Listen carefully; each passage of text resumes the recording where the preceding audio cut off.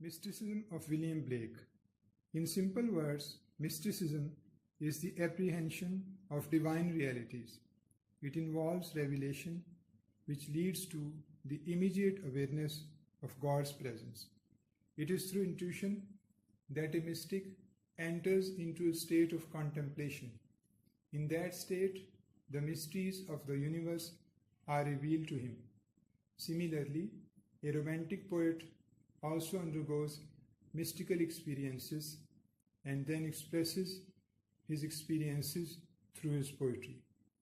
We have already discussed the symbolism of William Blake in the last two lectures. In this lecture, we are going to discuss the mysticism of William Blake. In a way, his mysticism is also linked with his symbolism. The type of symbolism related to mysticism is called Transcendental Symbolism. In this type of symbolism, concrete images are used as symbols to represent an ideal world of which the real world is a shadow. The Transcendental Symbolism is Platonic in its origin. It was elaborated by the New Platonists in the 3rd century and was popularized in the 18th century by Swedenborg. The advocates of Transcendental Symbolism presented the poet in a special light. According to them, the poet was a kind of seer who could see through and beyond the real world to the world of ideal forms and essences. Blake also fulfills this prerequisite. He is a poet-prophet who can see through the real world and can penetrate into the world of ideal forms and essences. It is this which lends a mystical touch to his poetry. Before we proceed with our discussion, it is imperative to know the major influences which shaped his mystical vision.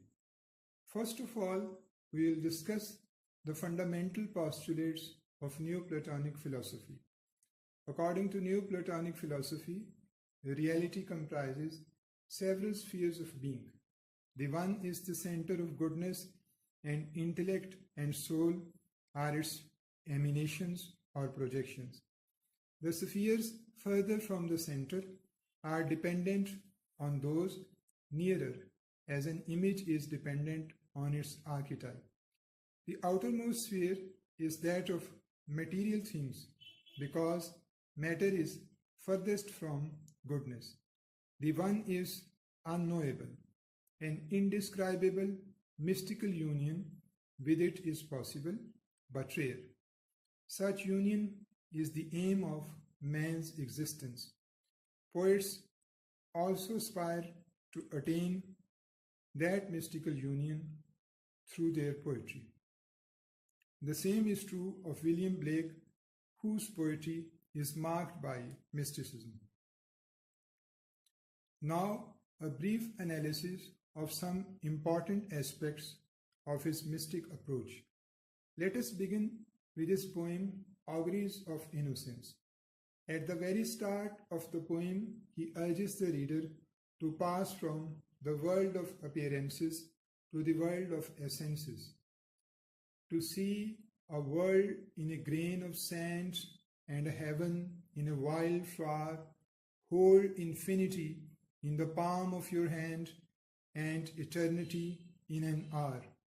On the surface, these words are contradictory because it is not possible to hold infinity in the palm of one's hand or to reduce eternity to an hour. But these lines can be better understood when interpreted in terms of Neoplatonic theory and Swedenborgian theory of correspondences. According to Swedenborg, our world of appearances is a symbol of the world of essences. Now, the world of essences is the world of unity, and the world of appearances is the world of multiplicity, marked by contradictions of existence. These contradictions include seemingly irreconcilable elements which are called contraries by Blake. For example, innocence and experience, freedom and restriction, love and hate, pity and cruelty, good and evil, joy and woe, etc. It is the coexistence of these contraries which makes life meaningful. The poem Auguries of Innocence deals with these contraries at a microcosmic level. It enumerates deeds of cruelty leading to consequences of gigantic proportions.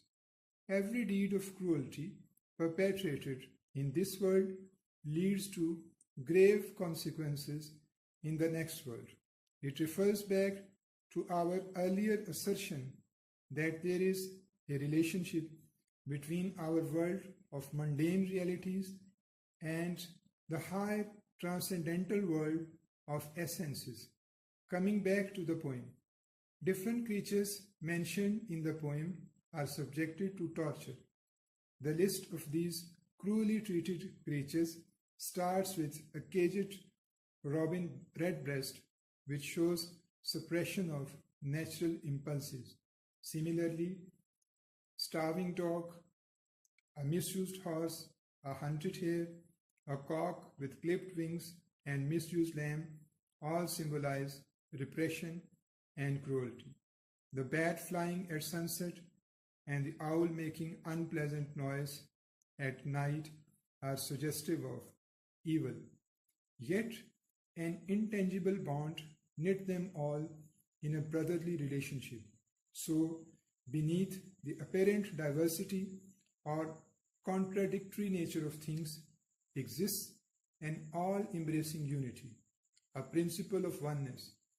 Similarly, joy and woe are also interlinked, as is clear from the following lines. Joy and woe are woven fine, a clothing for the soul divine. Under every grief and pine runs a joy with a silken twine.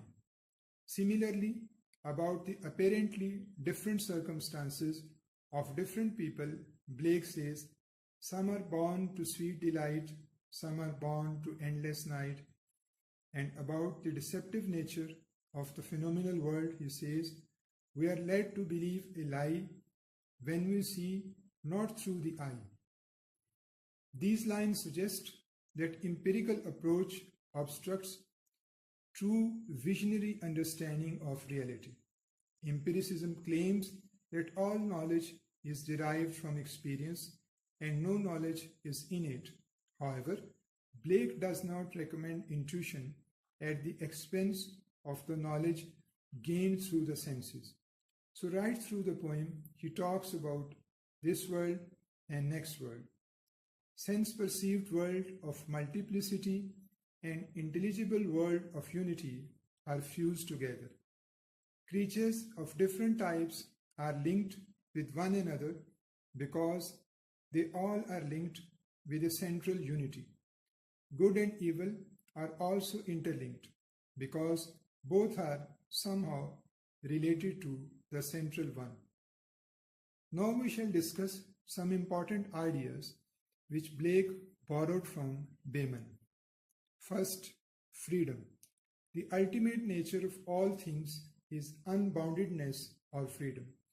Freedom was manifest in the life of God and at a lower level in the life of heaven and the life of all creatures, including man.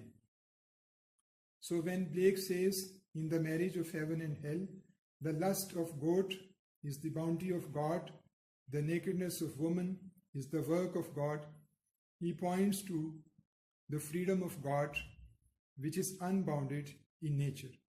Second, the cooperation of contraries. The cooperation of contraries or apparently diverse things leads to the manifestation of the glory of God.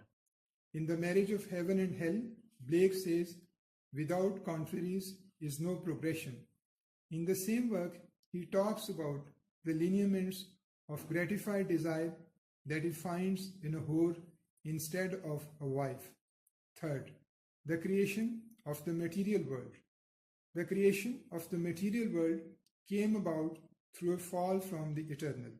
In this connection, Blake says, "The caterpillar on the leaf repeats to thee thy mother's grief." The caterpillar is suggestive of the world of generation, that is to say, the world of life and death, which was created because of Adam's fall. According to Blake, Adam was originally self-sufficient.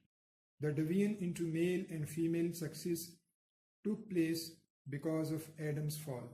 Fourth, Jesus as the divine humanity.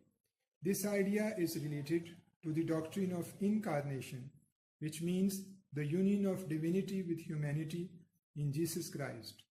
So Father and Holy Spirit are simply aspects of Jesus, and God is to be worshipped in human form.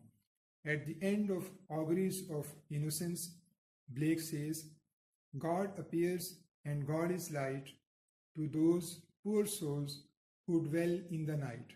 But does a human form display to those poor souls who dwell in realms of day? Before we draw a final conclusion, it is advisable to throw some light on the role of imagination in Blake's mystic vision. Blake is convinced that man was trapped into the constraints of space and time after his fall. His senses also put a restraint on his visionary understanding.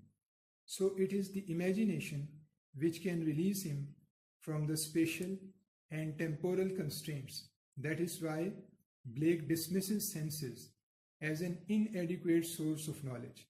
He also disparages rational understanding because it cannot embrace reality in totality. More importantly, he eulogizes imagination and says, "He who sees the infinite in all things sees God. He who sees the ratio only sees himself only." These words point to the Neoplatonic claim that it is not possible to know God through our rational understanding. That is why the Neoplatonists say that we can know God in the sense of becoming one with God, but not in the sense of knowing about God. So, the knowledge of God is linked with the degree of union with God, and that is only possible through imagination. Humanitarian approach. Last but not the least, humanitarianism is also an important aspect of Blake's mysticism. It means a broad, humane attitude to all the creatures of the world. Blake's mystic vision embraces people of all types and all denominations. Thus, a prostitute and a gambler build a nation's fate. Therefore, he says, where mercy, love, and pity dwell, there God is dwelling too. Conclusion.